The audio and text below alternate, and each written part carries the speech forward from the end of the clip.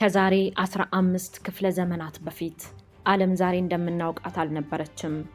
በስድስተኛው ክፍለ ዘመን መጀመሪያ ላይ ዓለም በሶስት ታላላቅ ምሰሶች ላይ ቆማ ነበረ። በምስራቅ የፋርስ ሳሳኒድ ግዛት፣ በምዕራብ የሮም ቤዛንታይን መንግስት፣ በደቡብ ደግሞ የዓለም የንግድና የባህር ኃይል ጌታ የሆነችው አክሱም። አክሱም ተራ ሀገር አልነበረችም። ከህንድ እስከ ግብፅ፣ ከሮም እስከ ፋርስ የሚነግዱ መርከቦች የአክሱምን ወደብ አዶሊስን ሳይረግጡ አያልፉም ነበረ። ነገር ግን በዚህ ኃያልነት መካከል አንድ ትልቅ ውጥረት ተፈጠረ። በቀይ ባህር ማዶ በዛሬዋ የመን አንድ አደገኛ ፖለቲካዊና ሃይማኖታዊ እሳት ነደደ። ይህ እሳት የአክሱምን ንጉሥ ከዙፋኑ አስነስቶ ባህር እንዲሻገር የዓለምን ታሪክም ለዘላለም እንዲቀይር የሚያስገድድ ነበረ። የመንና ኢትዮጵያ በታሪክ መንትዮች ናቸው። አክሱም ገና በሁለተኛው ክፍለ ዘመን ጀምሮ የመንን በወታደራዊ ኃይል ታስተዳድር ነበረም። በአራተኛው ክፍለ ዘመን አክሱም ክርስትናን ስትቀበል የመንም በዚሁ መንገድ ተከተለች። ናግራን ከተማ የክርስቲያኖች ኢየሩሳሌም ሆነች። በስድስተኛው ክፍለ ዘመን መጀመሪያ ላይ ግን የሃይማኖት ፖለቲካው ተለወጠም። የፋርስ መንግስት የሮምን ተጽዕኖ ለመቀነስ ሲል በአክሱም ቁጥጥር ስር የነበረችውን የመንን በውስጥ አማጽያን ማዳከም ጀመረ። ይህ ሰው የመን ውስጥ ስልጣን ሲይዝ ክርስትናን የአክሱም ቅኝ ግዛት ምልክት አድርጎ አየው። ወደ አይሁድ እምነት በመቀየር ክርስቲያኖችን የአክሱም ሰላዮች በሚል ማሳደድ ጀመረ። በወቅቱ እስልምና ገና አልተነሳም ነበረ። ከ100 ዓመት በኋላ ነበር የተነሳው። ነገር ግን የአረቢያ ምድር በጣዖት አምላኪዎች በአይሁድና በክርስቲያኖች መካከል ባለ ከፍተኛ የርዕዮተ ዓለም ጦርነት ውስጥ ነበረች። ዘንዋስ ሰራዊቱን ይዞ ወደ ናግራን ገሰገሰ። ናግራን የንግድ ማዕከልና የቅዱሳን ከተማ ነበረች። ከተማዋ ለረጅም ጊዜ ከበባት። ህዝቡ ተራበ፣ ተጠማ። ዙኑዋስ በሽንገላ እንዲህ አለ፣ ከተማዋን ክፈቱልኝ፣ ሃይማኖታችሁን እንድትቀይሩ አልገፋፋችሁም። የዋሆቹ የናግራን ሰዎች አመኑት። በሩ ሲከፈት ግን ዙኑዋስ ቃሉን በላ፣ ከተማዋን ወደ ደም መሬት ቀየራት። ይህ በታሪክ እጅግ ዘግናኝ ክስተት ነው። ዘንዋስ 40,000 የሚጠጉ ክርስቲያኖችን ትልቅ ጉድጓድ አስቆፍሮ በእሳት ውስጥ ጨመራቸው። የከተማው መሪ ሂሩት በ95 ዓመቱ አንገቱን ተቀላ። እናቶች ከልጆቻቸው ጋር ወደ እሳት ሲገቡ አምላከ ገብርኤል ይርዳን እያሉ ይጮሁ ነበረ። ይህ ጩኸት ነው አክሱምን ያነቃነቃት። የንጉሱ ቁጣ ዜናው ከአክሱም ደረሰ። ኡመያ የተባለ የመናዊ ክርስቲያን ዘንዋስ ያቃጠለውን ወንጌል ይዞ ንጉስ ካሌብ ፊት ቀረበ። ካሌብ ወንጌሉን ሲያይ ዘውዱን አውርዶ መሬት ላይ በመጣል አለቀሰ። ወንድሞቼ ሲታረዱ እኔ በዙፋን ላይ አልቀመጥም ብሎ ማለ። ካሌብ ወደ ጦርነቱ ከመሄዱ በፊት በወቅቱ ወደ ነበሩት ታላቅ ባህታዊ አባ ጰንጠሌዎን ዘንድ ሄደ። አባ ጰንጠሌዎን ንጉሱን ከፊትህ መልአኩ ቅዱስ ገብርኤል ይቅደም ብለው ባረኩት። ንጉሱም ለዚህ ታላቅ ዘመቻ እንዲረዳው የቅዱስ ገብርኤልን ታቦት በኋላ ላይ ናግራን ገብርኤል የተባለውን እንዲዘጋጅ አደረገ። ይህ ታቦት ለሰራዊቱ መሳሪያ ብቻ ሳይሆን መንፈሳዊ ጋሻ ነበረ።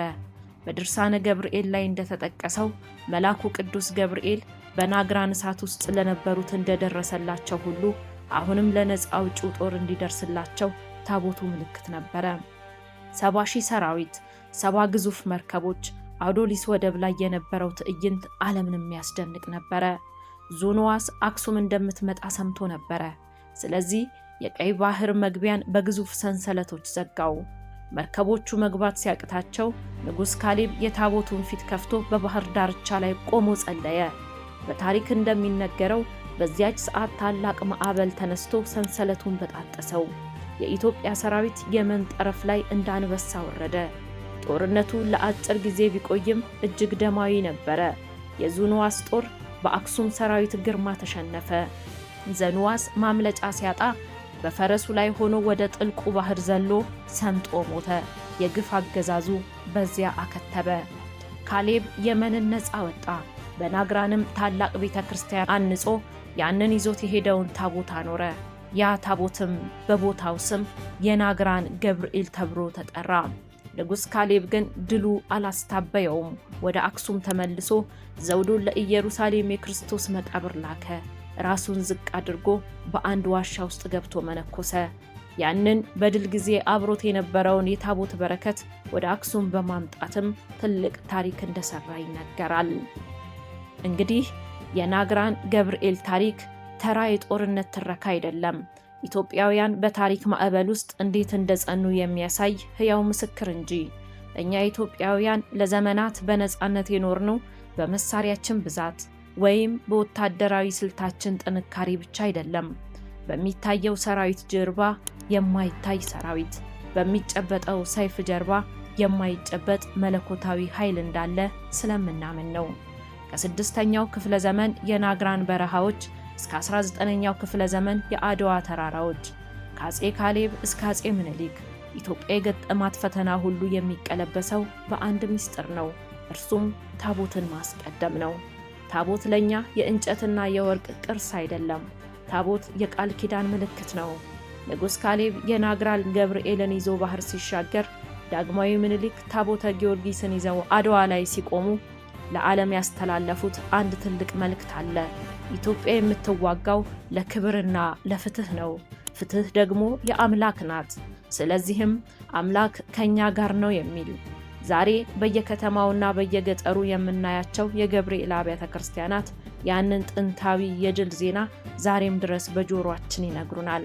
ኢትዮጵያ በታሪክ ማህደር ውስጥ ስሟ ከፍ ብሎ እንዲጻፍ ያደረገው ይህ በፈጣሪ የመታመን ጽኑ መሰረት ነው። ውድ ተመልካቾቻችን፣ የታሪክ መዛግብት ሊዘነጉት ቢሞክሩም ድንጋዮች ግን ይጮሃሉ። የናግራን አሸዋዎች የሰማዕታቱን ደምና የኢትዮጵያን ጀግንነት ዛሬም ይመሰክራሉ። እኛም የዚህ ታላቅ ታሪክ ወራሾች በመሆናችን ልንኮራ ይገባል። ታሪካችንን ስናውቅ ማንነታችንን እናውቃለን። ማንነታችንን ስናውቅ ደግሞ ነገን በድፍረት እንጋፈጣለን። ስለ ናግራን ገብርኤልና ስለ ኃያሉ ንጉሥ ካሌብ ያዘጋጀነው ልዩ ፕሮግራም በዚህ ተጠናቋል። ይህ ታሪክ ለሌሎች እንዲደርስ ቪዲዮውን ሼር በማድረግ አጋሩልን። እንኳን ለዓመታዊው ለቅዱስ ገብርኤል ዓመታዊ በዓል በሰላም አደረሳችሁ። በቸር ይቆየን።